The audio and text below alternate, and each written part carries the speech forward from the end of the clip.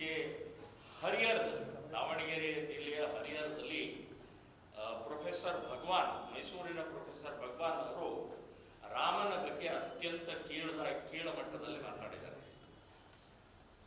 ನಾನು ಹೇಳುವುದು,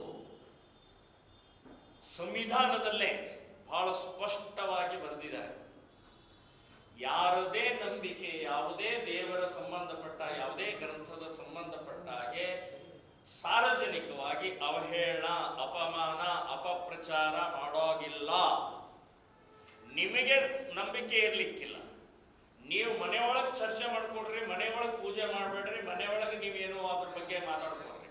ಆದರೆ ಸಾರ್ವಜನಿಕವಾಗಿ ಆ ರೀತಿ ಮಾಡೋಂಗಿಲ್ಲ ಅಂತನ್ನುವಂಥದ್ದು ಈ ತಲೆ ಹಿಡಕ, ತಲೆ ಕೆಟ್ಟೋ, ಇವನು ಮೂರಾಬಟ್ಟೆ ಆದಂಥ ಭಗವಾನ್ ನಮಗೆ ಏನಾದರೂ ಈ ಸಂವಿಧಾನ ಬಗ್ಗೆ ಪರಿಜ್ಞಾನ ಇದೆಯಾ?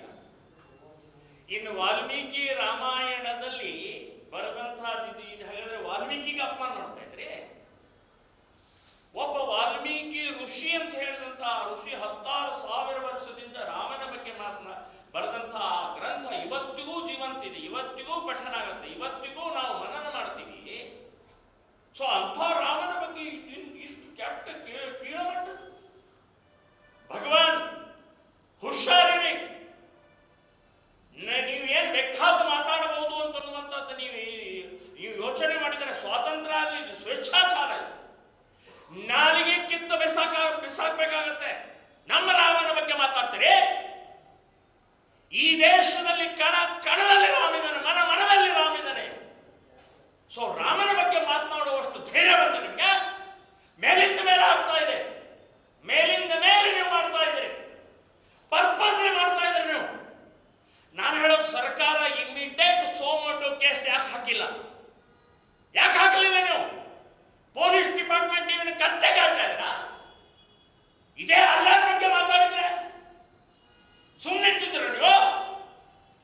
ಸೊ ರಾಮನ ಬಗ್ಗೆ ಅವಹೇಳನ ಮಾಡಿದ್ರೆ ನಾವು ಸಹನೆ ಮಾಡೋಕ್ಕೆ ಸಾಧ್ಯನೇ ಇಲ್ಲ. ಸರ್ಕಾರದವರು ಕ್ರಮ ತಗೊಳ್ಳದೇ ಇದ್ರೆ ನಾವು ಮುಂದಿನ ದಿನಗಳಲ್ಲಿ ಮನೆ ಹೊಡಿಬೇಕಾಗತ್ತೆ ಅಂತನ್ನುವಂಥ ಎಚ್ಚರಿಕೆ ಕೊಡ್ತಾ ಇದ್ದೇವೆ.